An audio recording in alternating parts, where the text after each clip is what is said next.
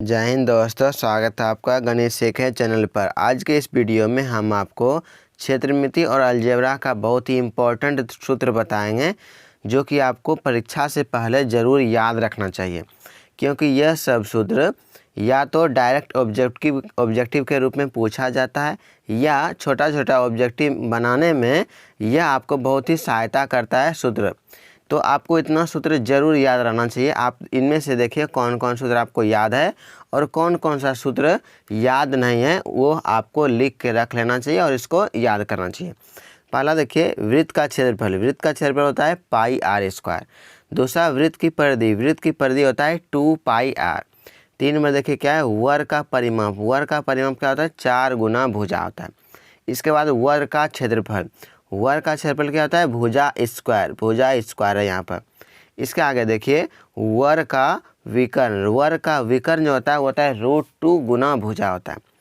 इसके बाद आयत का परिमाप। आयत का परिमाप होता है 2 × L + B, यानी कि 2 × लंबाई जोड़ चौड़ाई।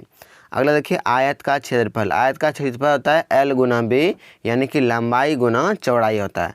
अगला देखिए, आयत का विकर्ण। आयत का विकर्ण जो होता है सूत्र होता है √L² + B², यानी कि √, लंबाई का स्क्वायर जोड़ चौड़ाई का स्क्वायर।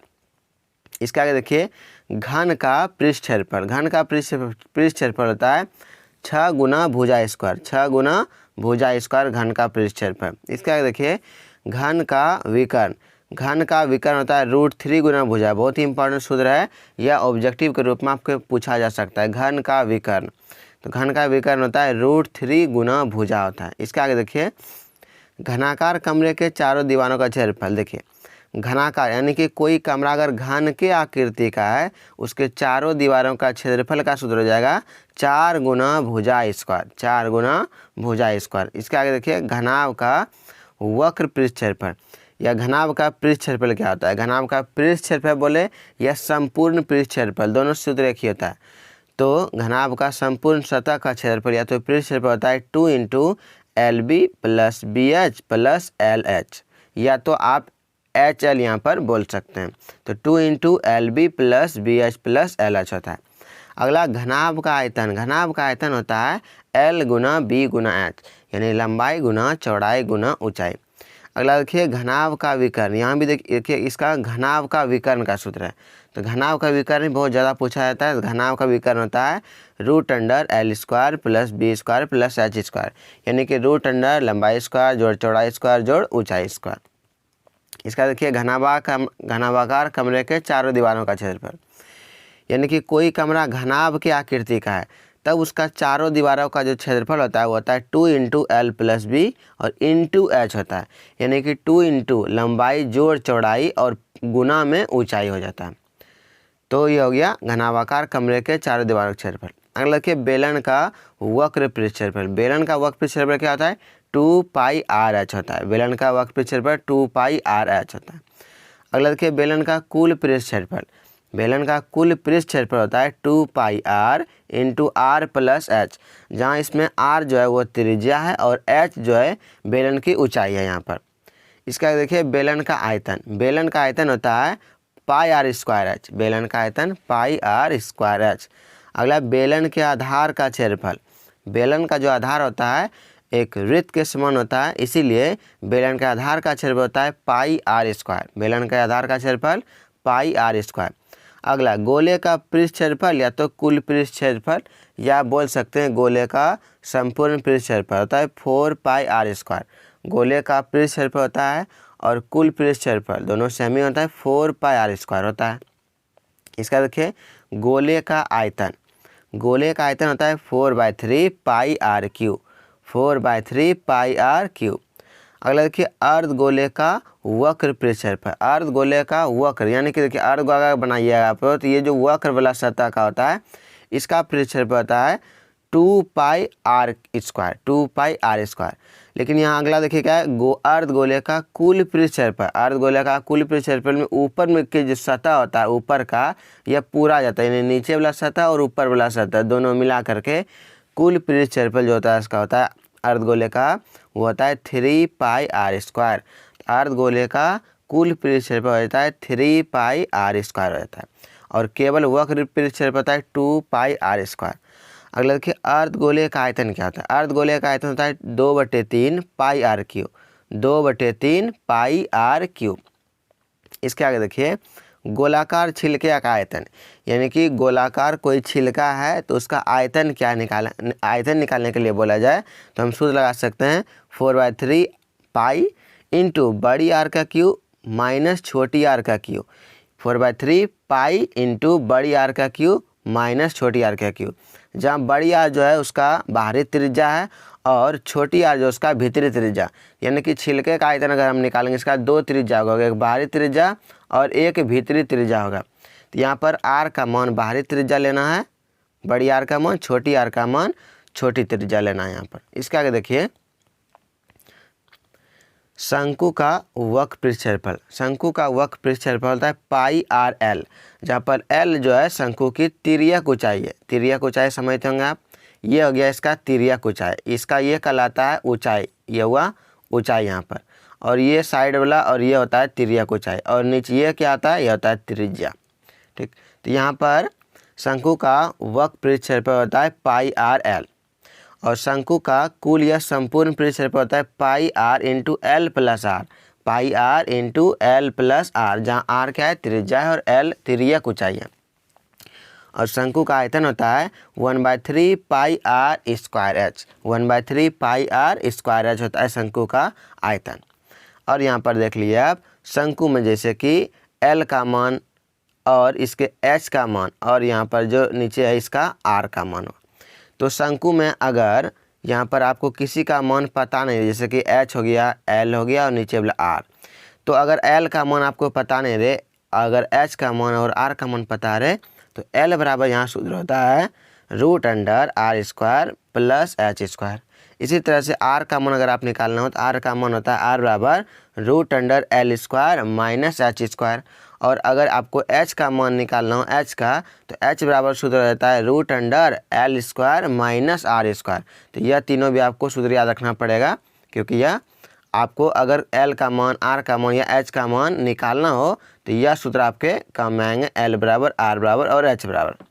इसका आगे देखिए शंकु के आगे, तो शंकु का आयतन हो गया 1/3 पाई आर स्क्वायर एच, 1/3 यहाँ पर आगे में लगा हुआ 1/3 पाई आर स्क्वायर एच। अगला देखिए शंकु के आधार का क्षेत्रफल। तो शंकु का आधार जो होता है वो अभी वृत्त के समान होता है, वृत्ताकार, इसलिए शंकु के आधार का क्षेत्रफल होता है पाई आर स्क्वायर होता है, पाई आर स्क्वायर होता है। अगला देखिए इसका वृत्ताकार वलय का क्षेत्रफल, यानी कि कोई वृत्त है इसका वलय का क्षेत्रफल इस तरह से, ये वाला जो वलय बना यहाँ पर साइड में यहाँ पर, तो वलय का क्षेत्रफल, तो यहाँ पर वलय का क्षेत्रफल निकालना होगा वृत्त का, तो होता है पाई इंटू बड़ी आर स्क्वायर माइनस छोटी आर स्क्वायर। यहाँ भी वृत्त में 2 त्रिज्या हो जाएगा, एक बाहरी त्रिज्या यहाँ पर बाहर तक का और एक भीतर वाला त्रिज्या। तो बाहरी त्रिज्या को हम बड़ी आर का मान लेंगे और छोटा वाला त्रिज्या जो अंदर में उसको छोटी आर का मान यहाँ पर रख देंगे। तो वलय का क्षेत्रफल होता है पाई बड़ी आर स्क्वायर माइनस छोटी आर स्क्वायर। तो बड़ी आर का मान बड़ी त्रिज्या और छोटी आर का मान छोटी त्रिज्या यूज करेंगे। अगला देखिए शंकु के छिन्नक का आयतन। शंकु के छिन्नक का आयतन बहुत ही इंपॉर्टेंट है, 5 नंबर के क्वेश्चन में पूछा जाता है आयतन के बारे में। तो इसका सूत्र होता है 1/3 पाई एच इंटू बड़ी आर स्क्वायर प्लस छोटी आर स्क्वायर प्लस बड़ी आर गुना छोटी आर। तो बड़ी आर और छोटी आर यहाँ पर क्या है, तो जैसा कि आपको पता है छिन्नक इस तरीके से जैसे बनाया जाता है छिन्नक।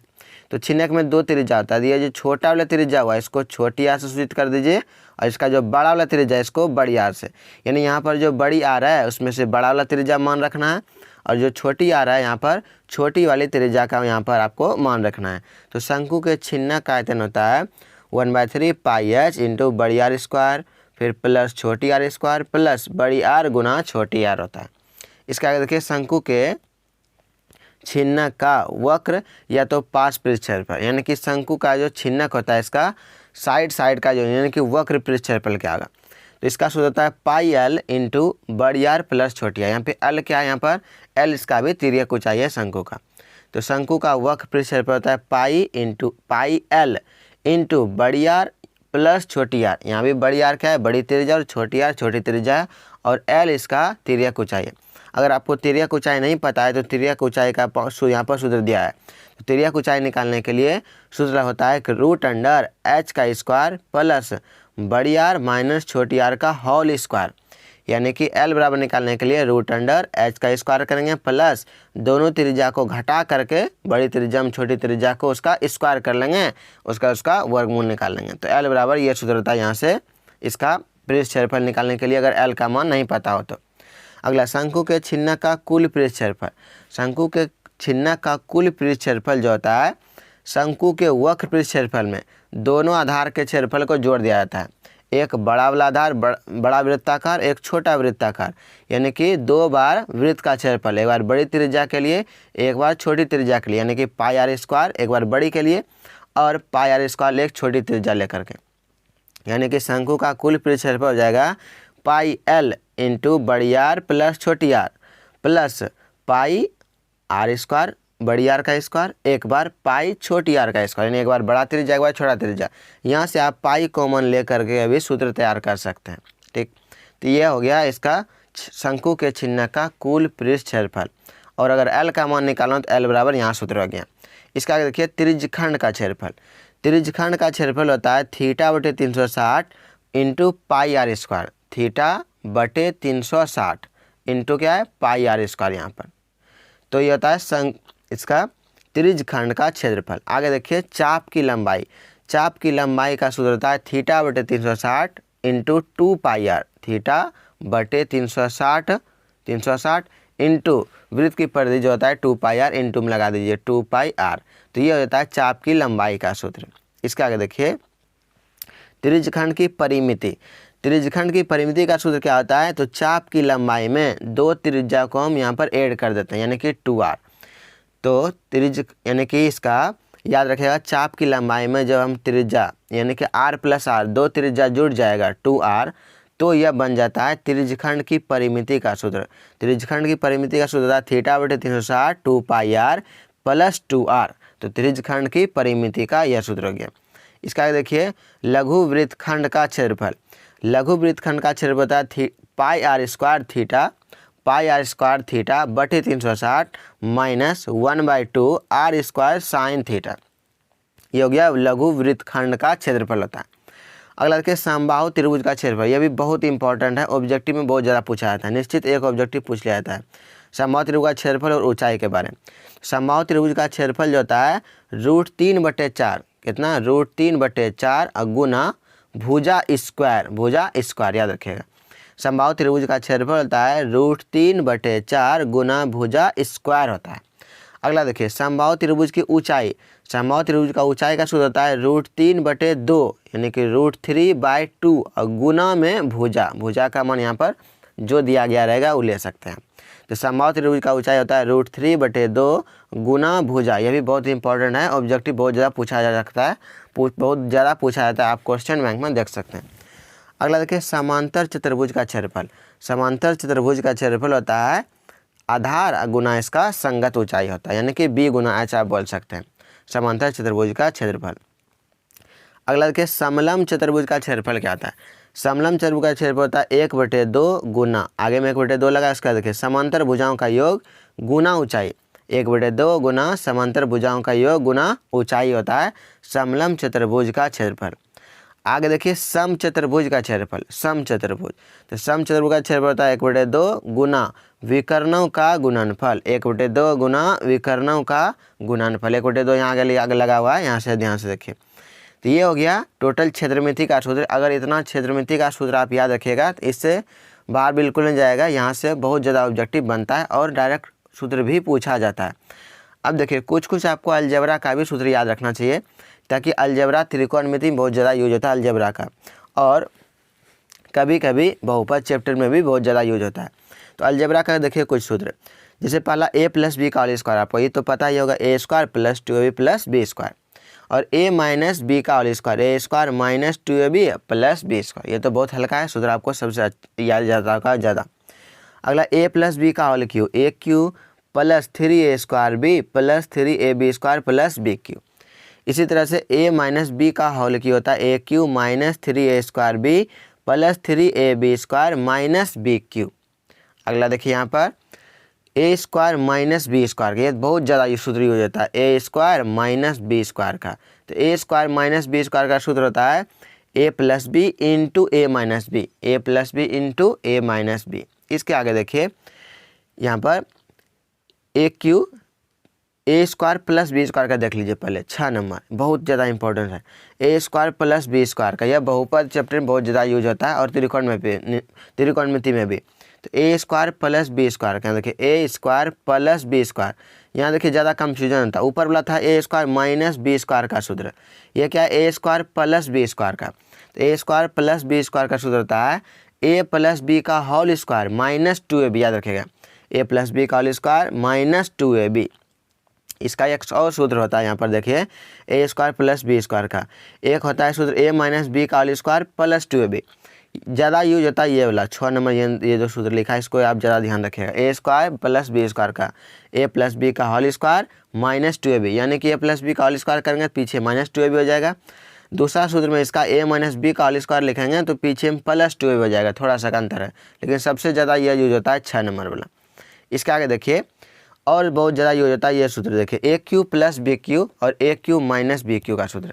7 नंबर देखिए ए क्यू माइनस बी क्यू, त्रिकोणमिति में ज़्यादा यूज होता है सिद्ध करने में। तो सूत्र इसका होता है ए माइनस बी एक ब्रैकेट में, दूसरा ब्रैकेट में A square plus A B plus B square. तो A cube minus B cube का सूत्र हो जाता है A minus B into A square plus A B plus B square. यह सब सूत्र आप लिख के रख लीजिए, बहुत ही इंपॉर्टेंट है, बहुत काम में आएगा आपको। अगर यहाँ आप लिख करके नहीं रखें, आपको याद नहीं है, अगर याद है तो बहुत अच्छी बात है, आपके बहुत काम में आएगा। अगला देखिए ए क्यू प्लस बी क्यू का, ए क्यू प्लस बी क्यू का, तो यहाँ प्लस जाएगा तो पहला ब्रैकेट में होता है ए प्लस बी, दूसरा होता है A square minus A B plus B square रहता है। तो देखिए यहाँ माइनस वाला में पहले माइनस और टोटल प्लस में होता है, और प्लस वाले में पहला ब्रैकेट में प्लस, बाकी ए बी के जगह माइनस और यहाँ पर प्लस में होता है। तो इतना सूत्र बहुत ही ज़्यादा आपको यूज में आएगा। ये सब सूत्र ज़्यादा यूज में 10th में नहीं आता है, ये 9th में बहुत ज़्यादा यूज में आता है, 9th क्लास में। तो अगला देखिए A plus B plus C का, और इसका इसी तरह से A square plus B square plus C square plus 2ab plus 2bc plus 2ca या तो ac बोल सकते हो जाता है। इसी तरह से A square plus B square plus C square का हम सूत्र इसी से निकालेंगे तो हो जाएगा A plus B plus C का whole square minus 2ab minus 2bc minus 2ca हो जाता है। और अगला A cube plus B cube plus C cube minus 3abc का सूत्र होता है A plus B plus C into A square plus B square plus C square minus A B minus B C minus C A या तो ए सी यहाँ पर आप बोल सकते हैं। अगला लास्ट सूत्र देखिए 14 number A plus B plus C का होल क्यू। 9th के सवाल बनाने में आप यूज किए होंगे, ये सब सूत्र बहुत ज़्यादा यूज होता है। तो A plus B plus C का होल क्यू सूत्र होता है A cube plus B cube plus C cube plus 3 into A plus B plus C और इंटू में सी प्लस ए।